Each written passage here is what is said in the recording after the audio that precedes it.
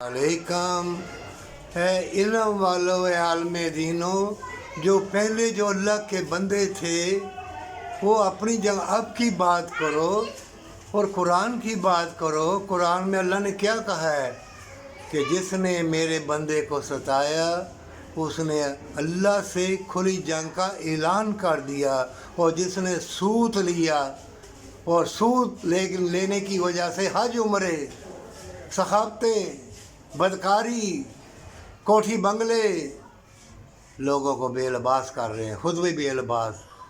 कोई किसी के लिए गड़ा खोदेगा तो सबसे बदतरीन गड़ा उसका कब्र में, और सबसे बेहतरीन गड़ा कब्र का गड़ा मोमनों के लिए। हद निगाह कब्र में मलकियत है। ईमान वालों, जो ये बुजुर्गान दीन को या नेक बंदों को फूल फूल बातें करते हैं, हर बच्चा बाबों का दुश्मन हो गया। वो कहते हैं बाबे तो अपना पेशाब नहीं कर सकते। कितनी गंदी गंदी बातें।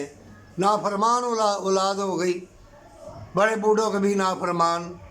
ख्याल में दीन तुम्हारा काम है रोज़ा, नमाज, हज, ज़कात, तौहीद, खैरात, कुछ ये बातें कर।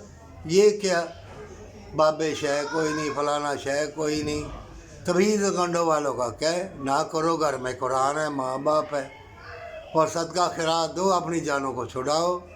इस तरह की बातें करो। छोटी ज़िंदगी में ना ज़मीन फाड़ सकते हो ना आसमान। वक्त तो गुज़र ही जाएगा, चाहे बुरी बातों की तरफ जाओ या नेकी की तरफ जाओ। वक्त ने गुज़र जाना है, मौत ने आ जाना है, और अल्लाह क़यामत के दिन खूब इंसाफ करेगा। जान लो कि अगर अल्लाह से मुलाकात करनी है, अच्छी बातें कर। माँ बाप से प्यार, सईदा रेज़ी, सच्ची तौबा।